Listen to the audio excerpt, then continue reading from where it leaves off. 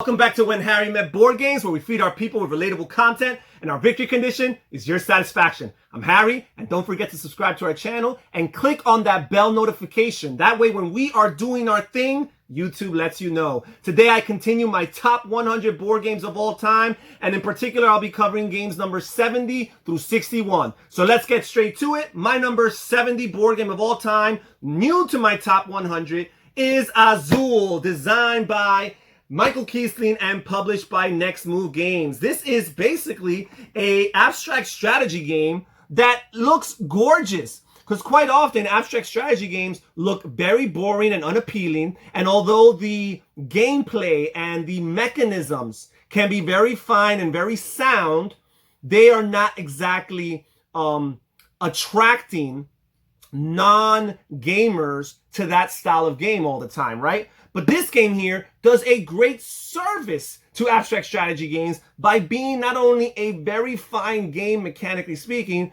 but also quite the looker. This is a very charming, elegant game. Players are doing this tile drafting and then placing them on the board strategically in order to move them to this grid here that they're trying to fill up to score different points in different ways, right? You score by having, entire rows consecutively or entire columns consecutively, or you score by having different tiles adjacent to one another. A bunch of different ways of scoring, and that's probably the abstract part of the game.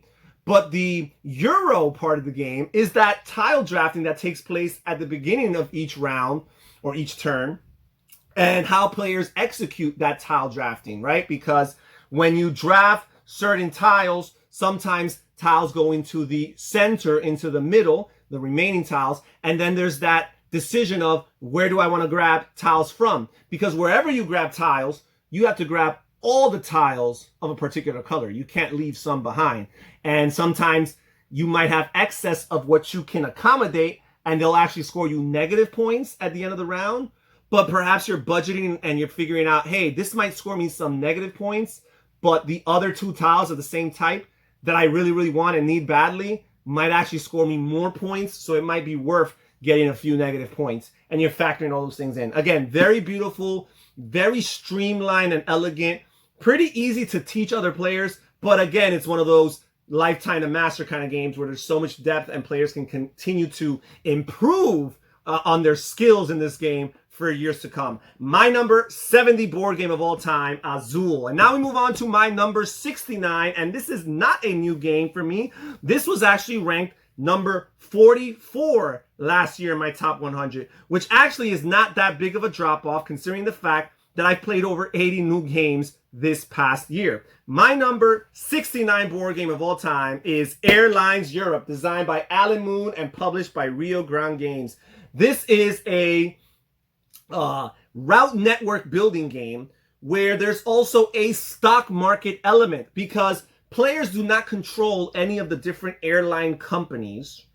They just can invest in them. And the way that a company's value increases is by building these routes. The more routes a company has on the map, the bigger or more valuable their company becomes. The more points the shareholders will score later on in the game. And the way you score or get shares is by a simple card draft of cards that are visibly available, or pressing your luck and drawing a card at blind from the top of the deck.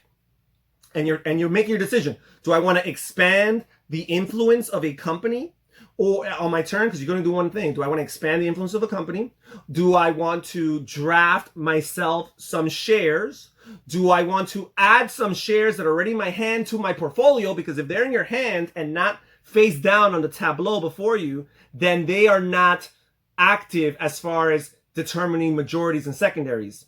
But once you place them in your portfolio, then they count towards you for those to determining majority and secondary. And also, the moment you place them, they score you dividends. You get a payoff and you get some money, which is very useful for the building of further routes throughout the game. So you're determining all these different decisions you can make and factoring all these things in. And there are certain scoring rounds that are triggered by the appearance of a card in the deck.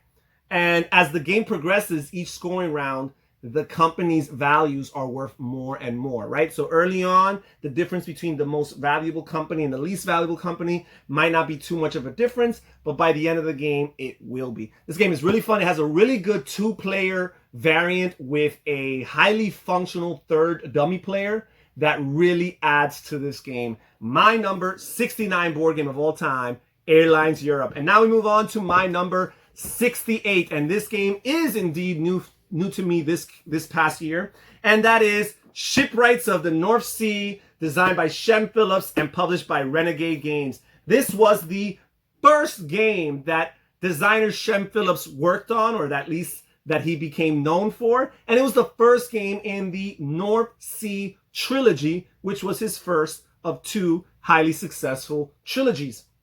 And this game gets a bad rap. People don't talk about it. People don't acknowledge it. It's usually regarded as the, unwanted stepchild of the North Sea series, or the black sheep of the family, because it is the lowest ranked by far out of the 3 games in the North Sea series. And while I can embrace and accept the fact that it might not be the best, it's still a pretty good game in its own right. Now, what's interesting about this game is combine some really cool Euro type mechanisms, like a card draft, pick and pass card draft that happens at the beginning of the game, the purchasing of different resources and managing them in order to build buildings or ships, which are kind of the equivalent of buildings, different character cards that you're playing to execute certain special abilities and what have you.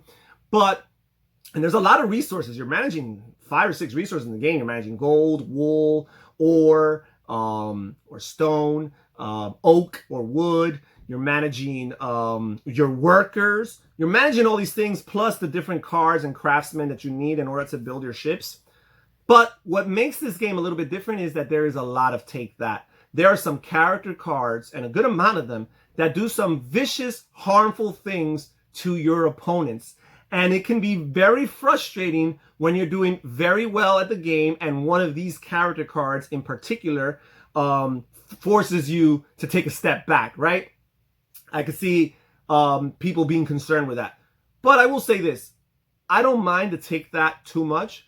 And I feel like there's ways of working around that. You could always choose, if the players agree, to play with fewer of those characters in the deck, or even with none of those characters in the deck. While those characters can add a little bit to the gameplay if you are into that kind of thing, I feel like their absence in the deck doesn't really take anything away from the game. It's a pretty light Euro game, but it's a fun one. I like the presentation, I like the art, and again, my experiences playing this game so far have been very enjoyable. That's why it's my number 68 board game of all time, Shipwrights of the North Sea.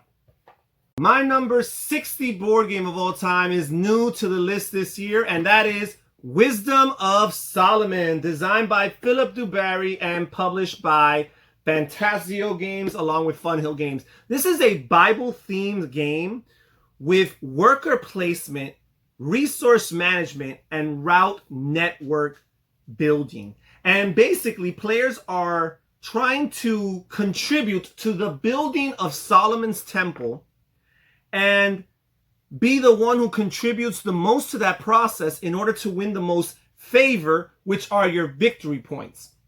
But what's interesting about this game is, first of all, there's a lot of nice and neat worker placement that takes place.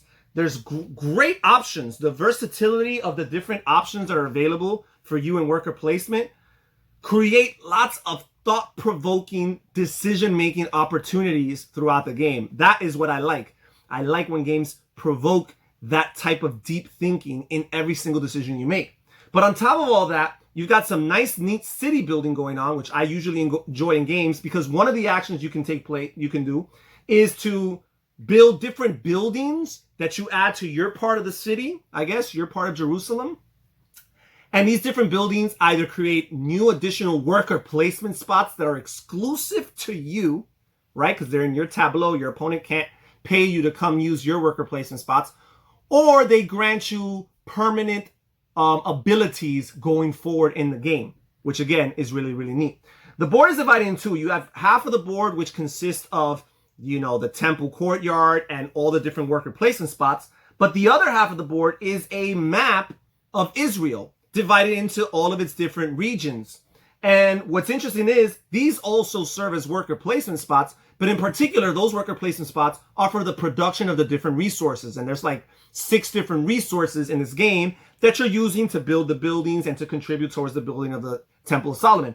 But the different regions, first of all, you want to build customs houses in these regions because the custom houses grant you access to those regions and also in many cases prevent access from your opponents. But also you are building roads along the way that connect those regions to other regions around it. Because in future rounds, when you trigger that worker placement spot, not only will you produce the resource for that given region, but you're also going to produce the resources of all of the other regions within that network that connect to one another through the building of these roads. I find that to be really, really cool and really neat.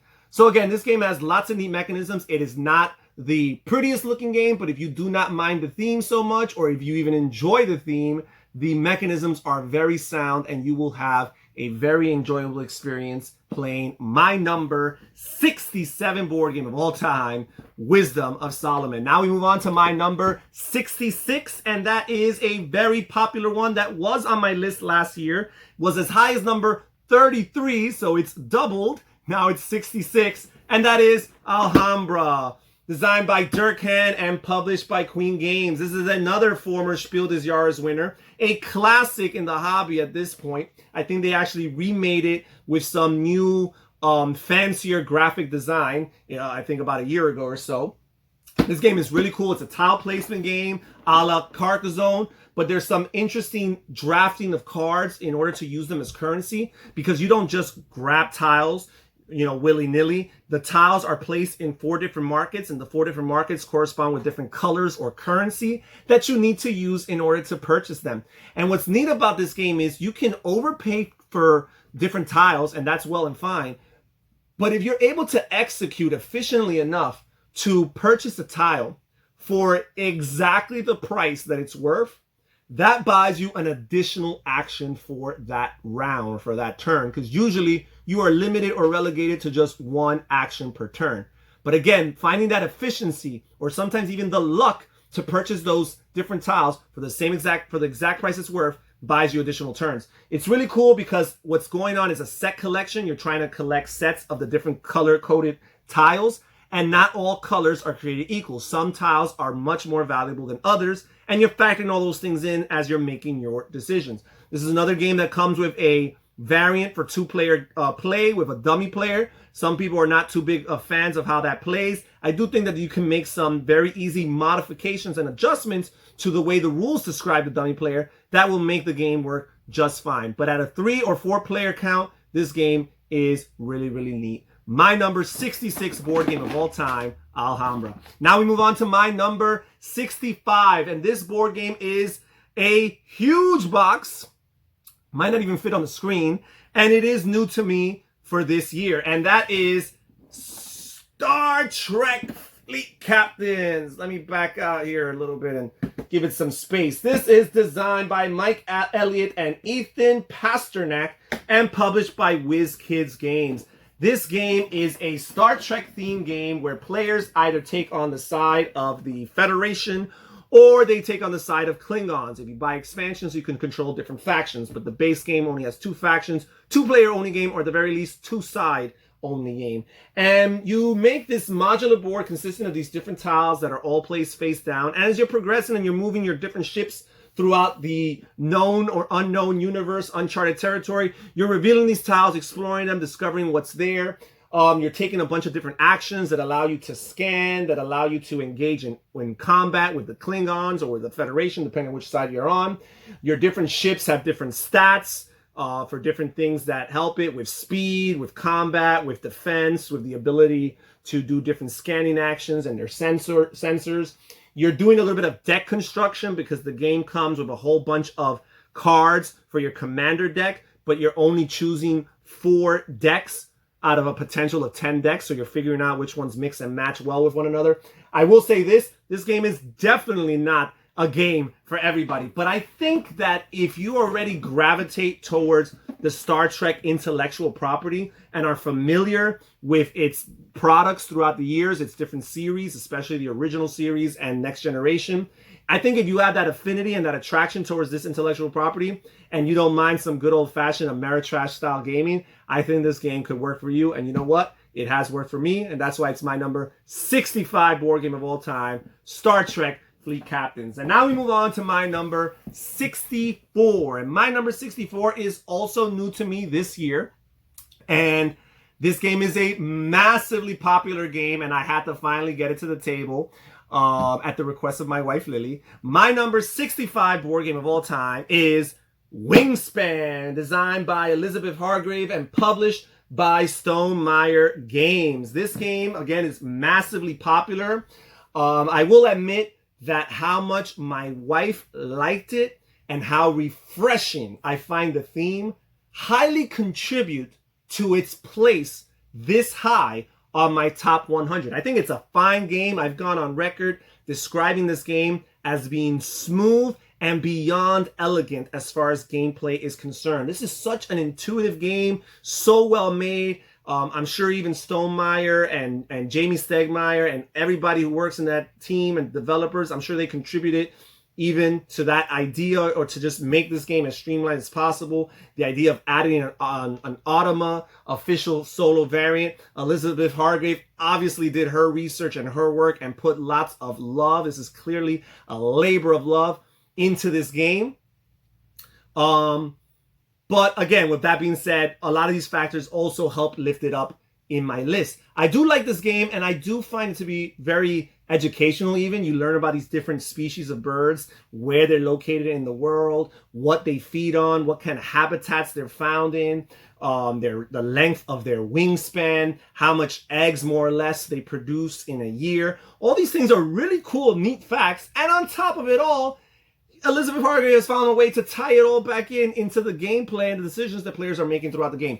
I like the fact that as the game progresses, you're becoming more restricted with your decisions. There's less decisions you can make, so you got to be more careful about them. I've heard lots of people actually complain about that mechanism. It's one of the things I like most about this mechanism. I usually like games that are a little bit stingy and put the bulk of the responsibility on the player. They're not there to make you do well at the game. You've got to figure out how to do well at the game. I like that kind of thing. Beautiful presentation. It's a gorgeous game. I mean, this game is all over Instagram. It's all over Facebook.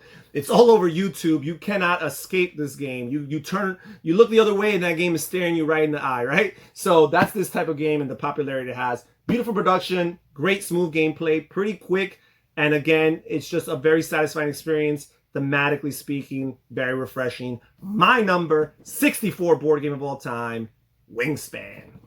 My number 63 board game of all time is also new to the list, and that is Deadwood, designed by Loic Lamy and published by Dust Games and Fantasy Flight, at least this edition was. This game is out of print. It's a Wild West themed worker placement game where players are working towards building, not cooperatively, but competitively, towards building the city of Deadwood, but also trying to gain as much money as possible by hook or by crook. And you're doing worker placement and placing your workers on the different buildings, and the worker placement options increase and expand as the city of Deadwood itself expands. And you're placing them there, and these different actions help you get points in different ways, or give you abilities that help you expand the city and progress the game towards its actual end, because one of the ways that the game is triggered, or the end game is triggered, is by the building of the train station, which will happen eventually later on as the game progresses. But what's really cool about this game is that, first of all, it has a limited starting worker pool. You have 3 cowboys, and you have a potential getting 6 more, but you have to take certain actions and pay certain money or some money in order to add those workers from the general supply to your personal supply. Also, there is some combating or some dueling for the different worker placement spots, because you can place your worker where somebody else's worker is already located, automatically triggering a duel. You will gain a wanted poster, which at the end of the game, if you don't get rid of those wanted posters, they will come back to haunt you and they will take away points from you. But it might be worth it for that particular worker placement action. But you're going to have to engage in a duel. And what's interesting about this duel is that it either is going to force a player to flee or to die. One way or another, only one player will survive on that location at the end of that duel. And there's a really neat mechanism for actually executing that conflict or that combat resolution, because the workers have 3 different levels. There's a level 1, a level 2, and a level 3. And the level 3 worker is going to roll more dice for dueling than the level 1 worker. So if you find a very powerful worker of yours to go and compete and combat with a weaker worker, that can come back, and that can be very helpful and to your advantage. You could also acquire different resources throughout the game. You can acquire horses, which allow you to flee from conflict. You can acquire cartridges, bullet cartridges or gun cartridges to add to the amount of dice you will roll when you do engage in combat. Lots of cool, neat mechanisms. I like the worker placement, I like the city building, and I like the Wild West flavor. That's why this is my number 63 board game of all time, Deadwood. And now we move on to my number 62 board game of all time. And my number 62 is Descent: Journeys in the Dark, the 2nd edition. Designed by Corey Konieczka, Adam Sadler, Daniel Clark, and the 1st edition was by Kevin Wilson. This is published by Fantasy Flight Games. This is the standard bearer for dungeon crawler games. Lots of other games have come out since. Lots of games have surpassed it in popularity or even in execution. But this is still kind of the game that lots of these games trace back their origins to, or at least the aspiration of having this mega massive dungeon crawler in board game form. This game has lots of content for it, tons of expansions. It has even expansions that make the 1st edition content available for players of the 2nd edition. Really cool, lots of different campaigns that players can go through. You can take this game in a lot of different approaches. You could play it, one versus all with an overlord against a group of players who are teaming up, or you can use the app and play totally cooperatively if you wish. Really cool, lots of content. This game was actually ranked number 23 for me last year. Really, really high. So it's dropped down quite a bit. And one of the reasons why a theme reoccurring in my top 100 is the fact that players that I play this game with have grown cold on it. That happens quite often, unfortunately, in my case. But I have actually had a good time playing this game. I love the variety. I love the combat. I love the way campaign plays and the way characters and the overlord and their abilities evolve and change and grow and expand as the game progresses. Very, very satisfying. It is a little bit fiddly. Setting up this game takes quite a bit of time, and this is definitely not a game for everybody. But again, fun game, especially when you participate or engage in the campaign. My number 62 board game of all time, Descent, 2nd edition. The last game for today's list, my number 61 board game of all time, which was actually ranked number 55 in last year's list. So you could say it's hardly dropped at all considering how many new games I've played in this past year. My number 61 is The Lord of the Rings, The Living Card Game, designed by Nate French and published by Fantasy Flight Games. I am a big fan of the Lord of the Rings intellectual property. In particular, the movies. I am a big fan of Nate French and his living card games. I'm a big fan of this style of game in general. And this is one of those other games that, even though it's a cooperative game that can be played with 2 players or even more if you buy additional sets, I prefer playing this game solo. It is undiluted to me as an experience when I play this game all by myself and try to figure out and solve the different puzzles of this game on the different quests. I love the idea of working with all the different factions. I haven't really done any deck construction or any deck building yet because I find that I haven't even come close to mastering the basics of this game just yet, and perhaps I never will. I play this game a lot, and one of the reasons I do is because my success rate is pretty darn low. As a matter of fact, there's one faction in this game that I've never won the game with at all. The easiest quest I cannot beat even with that faction. So disregard the fact that I am terrible at this game. It has been a very enjoyable, immersive experience for me, mechanically pleasing as I play it, as I go through it. A game I get to the table quite often, and usually I knock out several plays in a row. There is a little bit of an addictive element to this game and in particular because I fail at it so often that it motivates me to want to knock out 2 or 3 plays of this game in one sitting. My number 61 board game of all time, Lord of the Rings, the living card game. And that's it for today's list, folks. Consider clicking on one of these videos on your screen right now. If YouTube is showing them to you, it's because they believe there's a really good chance that you will like them. Also, check into the description down below to see a link to my Patreon account and learn how you can directly support this channel and be involved in the behind the scenes process. Research and learn about a tier that works for you. This is Harry saying take care, everybody. Stay safe, stay healthy, and have fun gaming. Bye-bye.